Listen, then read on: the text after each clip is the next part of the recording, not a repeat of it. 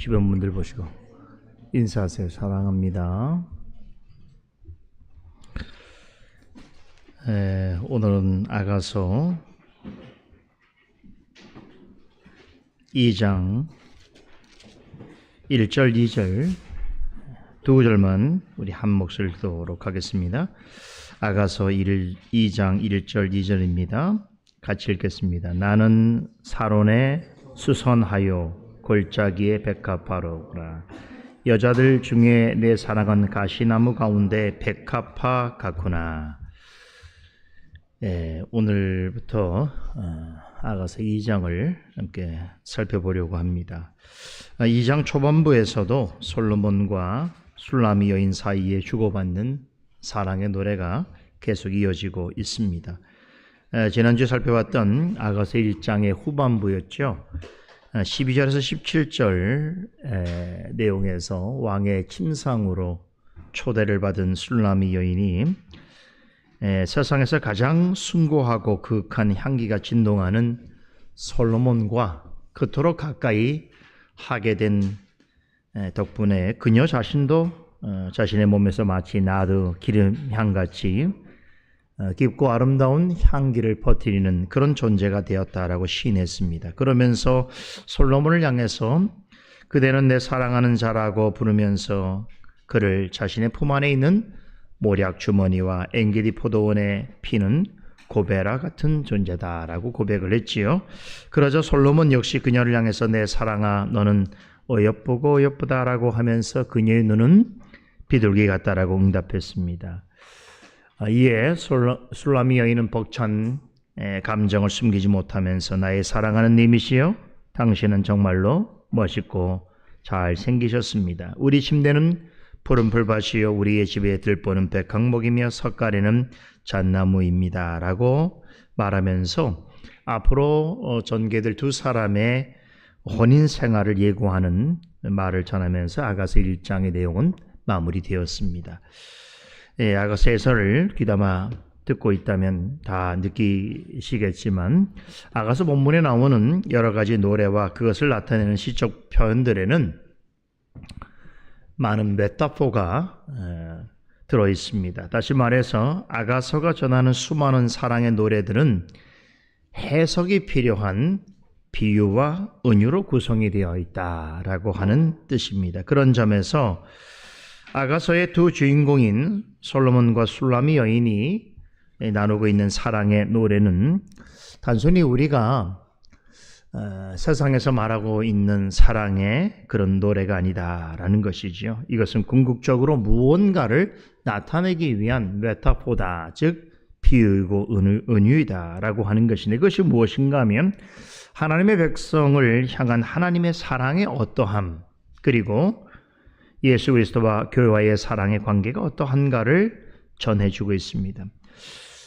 이러한 점에서 아가서에서 전하는 사랑의 노래는 그 자체로 교회와 성도를 위한 하나님과 예수 그리스도의 사랑에 대해서 전하고 있는 하나님의 계시의 말씀이다. 즉 진리의 복음이다라고 생각해야 됩니다.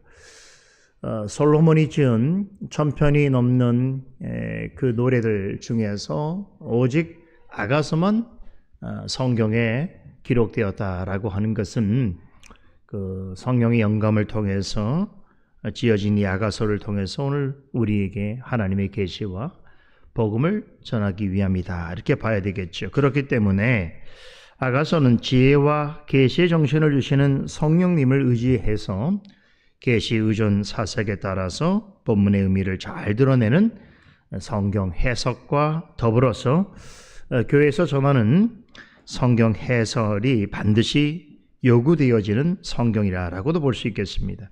우리가 매주일 아침마다 아가서 해설을 이렇게 함께 나누게 되는 또 이 시간을 매우 소중하게 여기는 이유가 여기에 있습니다.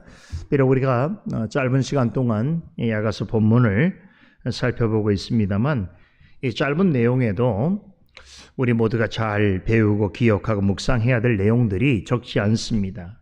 지난 주일에 우리 살펴봤던 1장의 마지막 단락 내용만 하더라도 매우 중요한 교훈들이 담겨져 있습니다. 그래서 여러분에게 부탁을 좀 드리자면 가능하다면 주중에 여러분들이 시간을 내어서라도 뭐 한 30분에 35분밖에 되지 않으니까 이 아가서 해설, 지난 주일에 들었던 아가서 해설을 다시 한번 듣고 주일에 여러분들이 오게 된다면 이 아가서 전체의 내용의 흐름을 파악하는 데 있어서 뿐만 아니라 또 새롭게 전해드릴 본문을 이해하는 데도 큰 도움이 될 것이다, 이런 생각이 듭니다. 물론 그러지 못하고 매주일 이 시간에 듣는 것도 유익하겠습니다만, 이렇게 제가 이 짧은 시간 동안이지만 말씀드리는 것이 다 흐름을 통해서, 흐름 안에서 말씀을 드리는 것이니까 여러분들이 주중에 한 번이라도 해설을 듣고 온다면 훨씬 유익할 것이다라는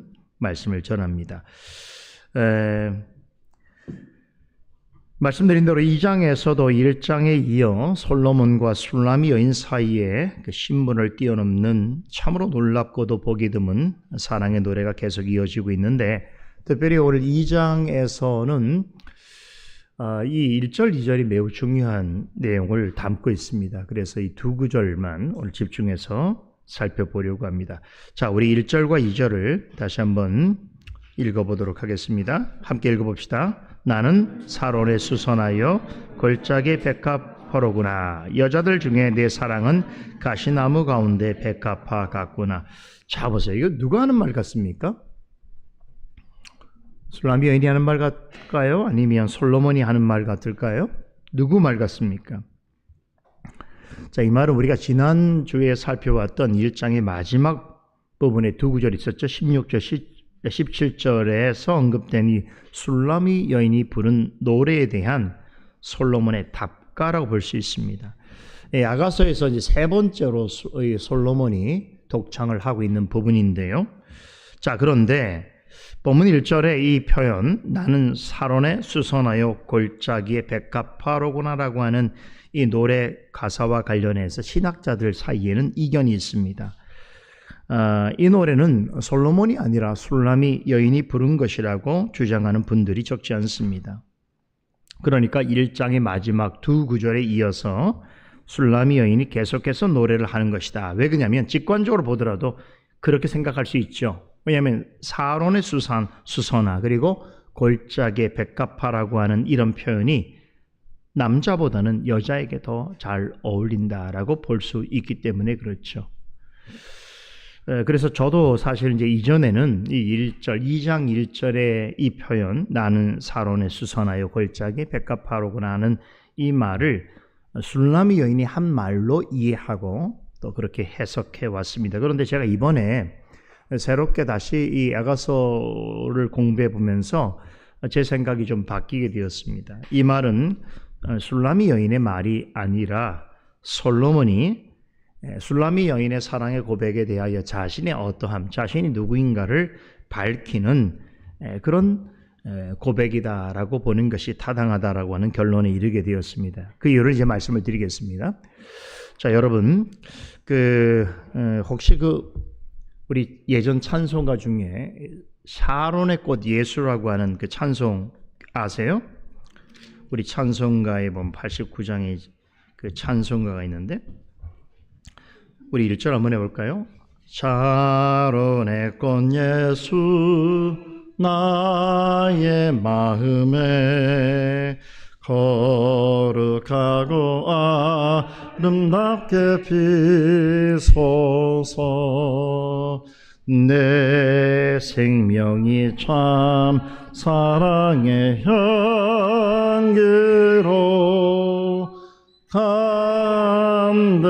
담대마나 풍겨나게 하소서. 예수 샤론의 꽃 나의 맘의 사랑으로 비소서. 찬송가를 안 불러본 지가 오래됐는데도 가락이 있군요. 여러분도 잊지 않고 있습니다. 그렇죠. 이런 찬송은 뭐 잊기가 어렵죠. 바로 이 찬송이 나오게 된 배경이 오늘 우리가 살펴보는 아가서 2장 1절의 이 표현입니다. 2장 1절에 나는 사론에 수선하여라고 하는 말에서 이 사론의 꽃 예수라고 하는 제목의 찬송 가사가 나왔습니다. 물론 오늘 본문에는 사론의 꽃이라고 하는 말이 없습니다. 주로 한글 성경에서는 이 사론의 수선화라고 번역을 하고 있고, 영어 성경은 대부분 샤론의 장미, The Rose of Sharon이라고 하는 말로 번역하고 있습니다. 이것은 이제 킹 제임스 버전 그 성경의 영향 때문인데요. 킹 제임스 성경은 아가서 2장 1절을 I am the rose of Sharon, 나는 샤론의 장미다, 이렇게 번역했습니다. 대부분의 영어 성경은 여기 영향을 받아서 샤론의 장미라고 번역을 하고 있습니다. 여러분, 한 가지 재미있는 이야기 들려드릴까요? 혹시 우리나라 국화가 뭔지 아시죠? 뭐예요? 무궁화입니다. 이 무궁화의 영어 이름이 바로 샤론의 장미입니다. 그러니까 샤론의 꽃 예수라고 하는 이 말을, 그래서 우리나라의 어떤 분들은 이제 우리나라 역사나 특별히 이제 신앙과 또 기독교와 관련해서 이제 해석을 하려고 노력하는 분들이 없지 않아 있습니다. 그러니까 성경에서 말하는 샤론의 꽃 예수, 그러니까 우리 대한민국의 무궁화가 샤론의 꽃을 말하는 샤론의 장미니까 우리나라에 뭐 예수가 있을 수 있다, 뭐 이런 얘기도 할 수 있겠고, 뭐 우리나라가 참 특별한 나라다, 이제 이런 기독교적 관점에서 조금 극단적인 해석을 내놓는 분들도 있는데, 무궁화의 영어 이름이 샤론의 장미인 것은 맞습니다만 무궁화가 한 종류가 아니라고 해요. 이번에 찾아보니까 우리나라에서만 100여 개의 품종이 있고 전 세계적으로는 수백 종이 있다고 합니다. 18세기 말에 우리나라 애국가 가사에 무궁화 삼천리 화려강산이라고 하는 이 가사가 포함된 후로 무궁화는 우리나라 민족을 상징하는 꽃으로 인식이 되었습니다만 우리나라 무궁화가 성경에서 말하는 샤론의 꽃이라고 하는 증거는 사실상 없습니다. 말씀드린 대로 대부분의 한글 성경에서는 수선화로 번역하고 영어 성경들은 장미로 번역하고 있습니다만 실제 의미는 정확하지가 않습니다. 히브리어 원어 하바찰레트라고 하는 말을 옮긴 것인데 정확하게 어떤 식물인지를 알 수 없습니다. 자, 그런 점에서 아가서 2장 1절에 언급된 이 샤론의 꽃이 뭐 정확하게 수선하다, 뭐 장미다, 우리나라 무궁화다라고 단정적으로 주장하는 것은 옳지 않습니다. 고대 역본들 중에서 가장 권위 있게 받아들여지고 있는 헬라어 70인역 셉투진트라고 하는 역본이죠. 그리고 라틴어의 그 벌게이트 역이라고 하는, 그러니까 로마 캐톨릭 교회가 지금 공인 사본으로 받아들이고 있는 성경이 바로 이 벌게이트, 라틴어판 벌게이트판인데 권위가 있습니다. 그런데 여기에 보면 2장 1절에 우리말로 수선화라고 번역된, 그 영어로는 장미라고 번역된 이 표현을 그냥 꽃이라고 하는 일반 명사로 번역하고 있습니다. 저도 개인적으로 이 꽃이 정확하게 어떤 식물인지를 특정할 수 없는 이상 꽃 전체를 의미하는 그냥 꽃이라고 하는 표현으로 해도 괜찮지 않겠는가라는 생각을 하게 됩니다. 그런 점에서 방금 우리가 부른 이 샤론의 꽃 예수라고 하는 이 찬송가의 번역이 훨씬 더 잘된 번역이다라고 하는 개인적 생각이 있습니다. 자, 이 꽃이 정확하게 뭔지는 잘 모르겠지만 우리가 이 찬송에서 한 가지 모두가 공감하는 사실이 있죠. 그것이 무엇입니까? 샤론의 꽃은 누구를 가리키는 것입니까? 샤론의 꽃 예수님이란 말이죠. 이 찬송의 모든 가사는 4절까지 모두 샤론의 꽃 예수라는 말로 시작됩니다. 이 찬송가는 1922년 미국의 여류 시인 아이다 가리라고 하는 분이 작사했다라고 알려지고 있는데 그 후로 전 세계 많은 성도들에게도 널리 사랑받고 있는 찬송이 되었습니다.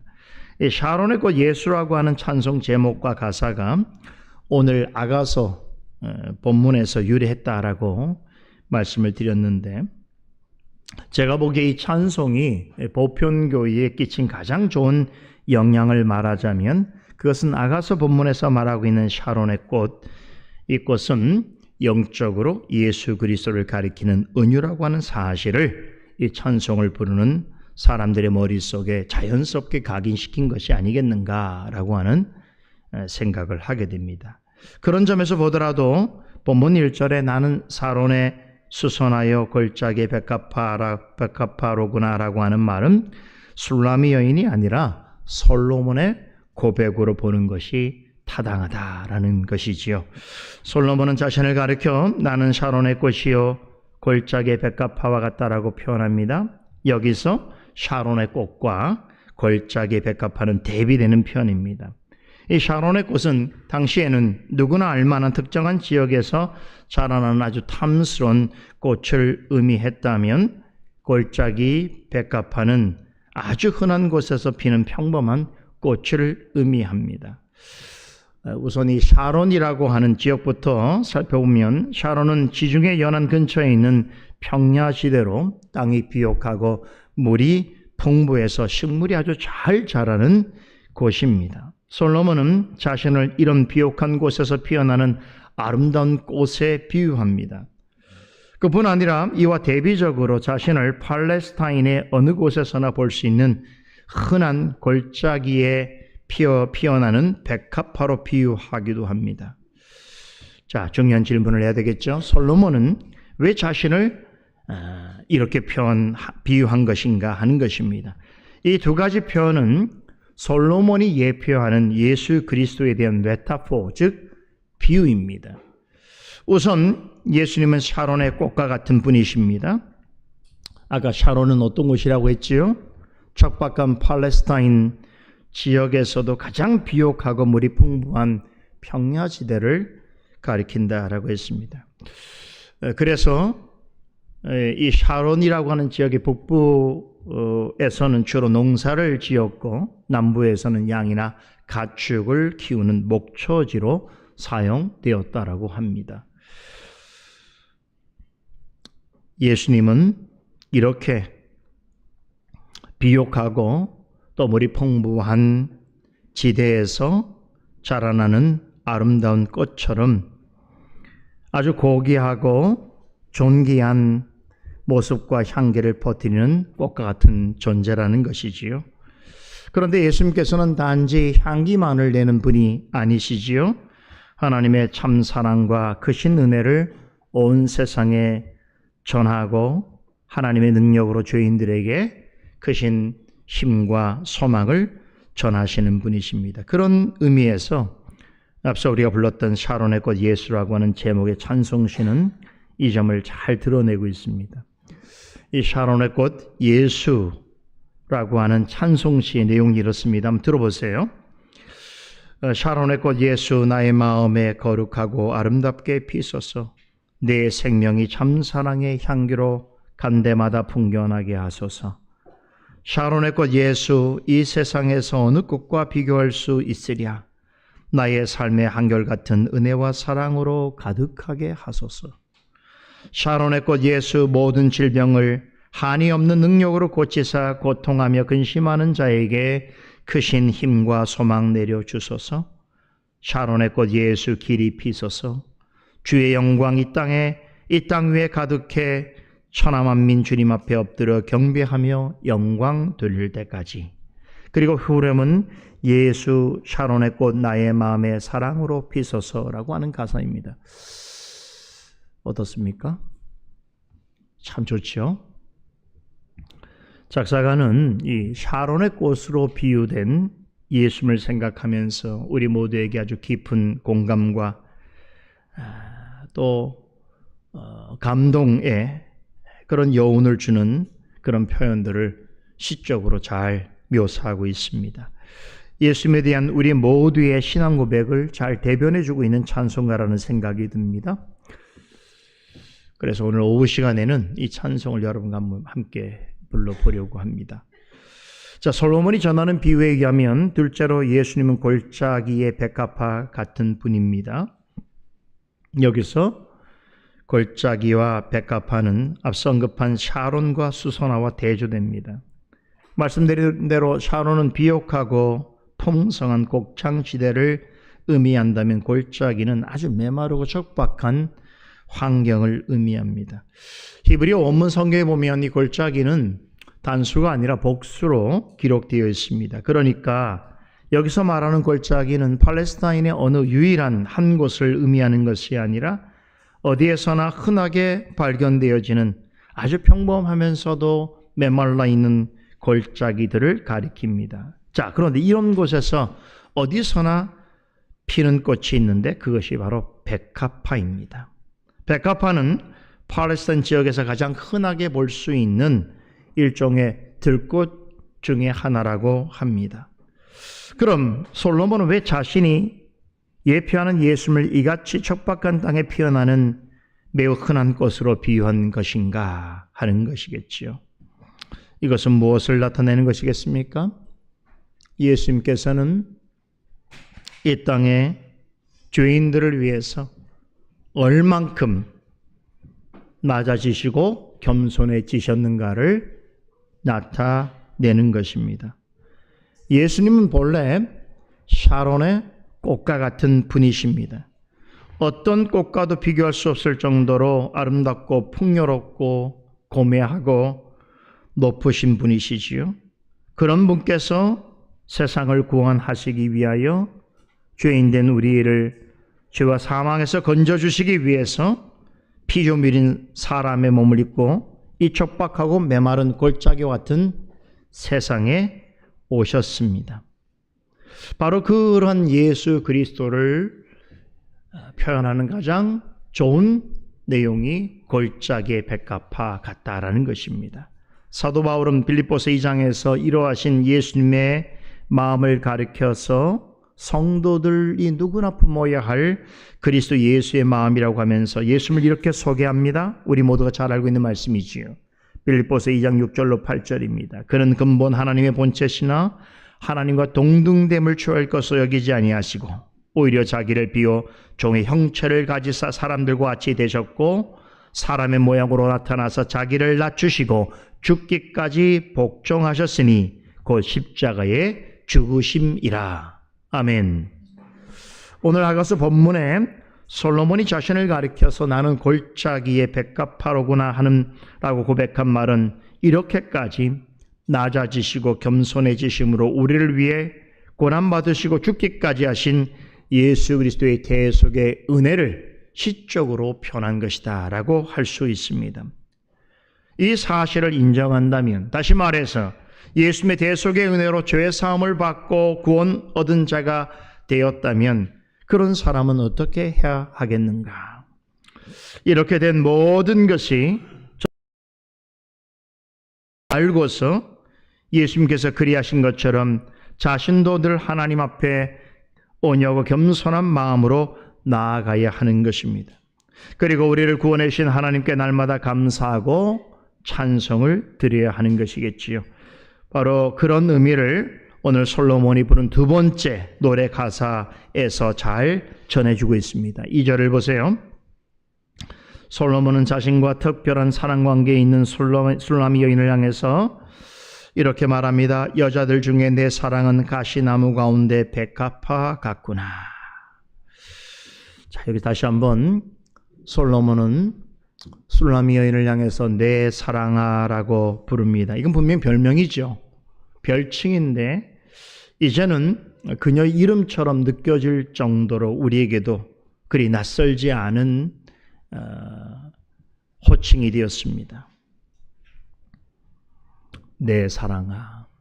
물론 그 사람의 이름을 부를 수도 있지만 그 사람의 이름 대신 그 사람을 향하여 내 사랑아라고 부른다는 것이죠. 여러분 어떻습니까? 누군가가 여러분을 보면서 연신 만날 때마다 내 사랑아라고 부르는 대상이 여러분에게 있습니까? 우리 어린 아기에게는 뭐 이런 말을 할 수 있을지 모르겠습니다만 다 자란 성인을 향해서 요즘은 우리 한 초등학교 고학년만 돼도 우리 자녀들한테 이런 말 하면 그냥 인상을 쓰는 것 같아요. 그죠? 예전에 사랑아 그러면 참 좋아했는데, 저도 우리 자녀들한테 강아지 이런 얘기를 그냥 이름을 안 부르고 강아지들 이랬는데, 지금까지도 가끔 부르는데 어떤 때는 기분을 좀 상해하는 것 같아요. 사랑아, 이거 얼마나 좋아요. 사람을 볼 때 내 사랑아, 그죠? 여러분, 항상 같은 마음으로 여러분을 향해서 언제나 내 사랑아 부르는 이가 있습니까? 뭐 부르는 사람이 있든 없든 간에 그 누구도 예수님과는 비교할 수 없는 것이지요. 예수님의 사랑이 어떤 것인가 하면 이렇게 항상 솔로몬이 술라미 여인을 향하여 하는 사랑처럼 참 지속적이고 변함이 없고 완전 무결한 사랑인 것입니다. 예수님께서는 언제 어디서나 우리를 향해서 진심을 다하여 내 사랑아 라고 부르시는 것이죠. 이러하신 예수님을 인해서 우리는 어떤 존재가 되었는가? 솔로몬이 대신 전해주고 있습니다. 예수님의 사랑 덕분에 우리는 가시나무 사이에 있는 백합화 같은 존재가 되었다는 것입니다. 가시나무는 척박한 땅에서 자라는 쓸모없는 나무입니다. 이 가시나무가 무엇을 상징하는 것이겠습니까? 죄로 오염되고 부패한 세상을 나타냅니다. 그런데 성도는 그런 가시나무 같은 세상 가운데 있는 백합화 같은 존재라는 것이지요. 오늘 1절에서 백합화는 어떤 것이라고 했습니까?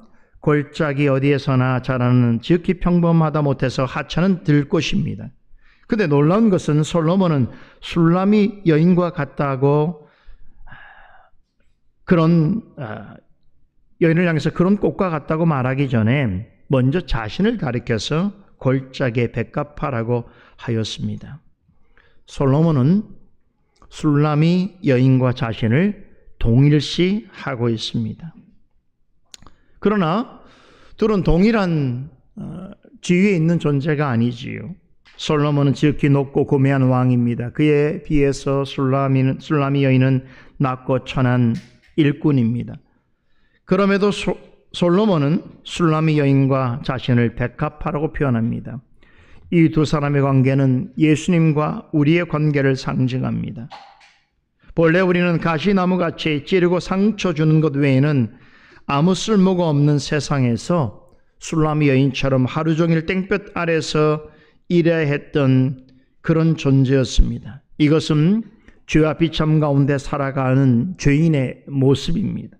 그랬던 우리가 만유의 주여 만왕의 왕이신 예수님과 사랑을 나눌 만큼 소중하고 고귀한 존재가 되었습니다. 원래는 가시나무 아래서 가시 때문에 잘 자라나지 못하고 좋은 열매를 맺지 못함으로 결국에는 불에 던져질 그런 운명에 처해 있던 우리였습니다. 그런데 예수님, 지극히 높으신 예수님의 사랑을 받게 되다 보니 가시나무 가운데서도 아름답게 피어나는 백합화와 같은 생명력 있고 가치 있는 존재가 되었다, 이 말입니다. 예수님께서 설교하신 산상수훈에 따르면 예수님께서 백합화를 언급하시면서 비록 들에 피는 백합화 같을지라도 그것을 바라보시는 주님의 눈에는 솔로몬의 입은 영광보다, 그가 입은 영화로운 옷보다 더 존귀하고 거룩한 존재라고 하셨습니다. 앞서 솔로몬에게서 진동하는 향기 때문에 술라미 여인도 그윽한 향기를 내게 되었다라고 고백했는데, 우리 역시도 골짜기의 백합화 같은 예수님의 사랑으로 인해서 비록 우리가 사는 동안 죄로 오염되고 타락한 세상 가운데 있을지라도 가시나무 가운데 백합화 같이 의미 있고 소중한 인생으로서 여김을 받고 있는 것입니다. 이 얼마나 감사한 일입니까? 우리 이 땅에 살아가는 동안 가시나무 같은 세상 속에 있습니다. 가시나무 같다는 것은 가시로 인해 찔리고 상처나는 일들도 있다는 것을 말해주고 있습니다. 가시나무 가운데 피어오르는 백합화입니다. 가시나무 덤불을 해치지 않고는 발견할 수 없는 그러한 존재이지요. 때로는 가시나무의 가시 때문에 억압을 받아서 자라나기 힘들고 자라나더라도 고통스러울 수가 있습니다. 이것은 우리가 이 세상에서 죄로 가득한 세상 가운데에서 겪게 되는 여러 가지 어려움과 비참의 상황을 말해주고 있습니다. 그러나 그런 우리를 우리 주님께서는 어떻게 바라보신다고요? 솔로몬이 술라미 여인을 향하여서 가시나무 가운데 백합화로구나 고백하였던 것처럼 우리도 가시나무 같은 이 세상 가운데 예수님께서 친히 온유하고 겸손하신 주님께서 말씀하신 나는 백합화로구나 하신 그 고백처럼 우리를 동일시하셔서 우리로 하여금 비록 메마르고 촉박한 골짜기 가운데 피어나는 흔한 들풀 같을지라도 그런 인생을 통해서 하나님께서 찬송과 영광을 받기 원하시는 것이고 또 온유하고 겸손하신 주님을 닮아 가도록 하시는 것입니다. 사랑하는 성도 여러분, 비록 우리는 본래는 술라미 여인처럼 계달의 장막 같은 피부를 가지고 하루 종일 그 땡볕 아래에서 수고하고 무거운 짐을 지고 살아가야 하는 인생들인 것이 분명하지만 우리 주님과의 깊은 사랑 때문에 주님이 우리를 사랑하신 그 이유 때문에 우리는 골짜기의 백합화 같은 존재이신 예수님을 닮아 우리도 가시나무 가운데서 피어나는 고결하고 아름다운 백합화 같은 존재로 살아가고 있다는 것을 늘 기억하고 하나님 앞에서 그런 영적인 자존감을 드러내면서 감사와 찬송의 삶을 살아가도록 하십시다. 기도하겠습니다. 거룩하신 하나님, 아가서를 통해서 우리 하나님의 사랑과 우리 예수 그리스도의 은혜를 깊이 묵상하며 오늘 우리가 이 같은 은혜 가운데 사랑과 은혜 가운데 살아갈 수 있는 존재가 되었음을 인식하고 우리의 삶을 새롭게 하시고 또 우리를 통하여 찬송과 영광을 받으시기 원하시는 하나님 앞에 진심으로 나와 예배드리며 또 영광 돌릴 수 있는 기회를 허락하신 것을 감사드리옵나이다. 주님의 사랑을 받은 존재로서 이 땅을 살아갈 때 비록 가시나무 같은 환경과 일지라도 골짜기를 지나는 그런 상황일지라도 우리를 향하신 그 사랑은 영원토록 변함이 없는 것을 알고 우리 주님의 모습을 담아 주님께서 원하시는 그러한 아름다운 삶을 살아가는 주의 백성들이 될 수 있도록 은혜를 더하여 주시옵소서. 오늘도 주님 앞에 그런 마음으로 나아가길 원합니다. 우리를 사랑해 주시는 주님으로 인하여서 살아가게 되오니 오늘도 우리의 모든 시간과 우리의 드리는 고백 가운데 함께하여 주시옵소서. 예수 그리스도 이름으로 기도드리옵나이다. 아멘.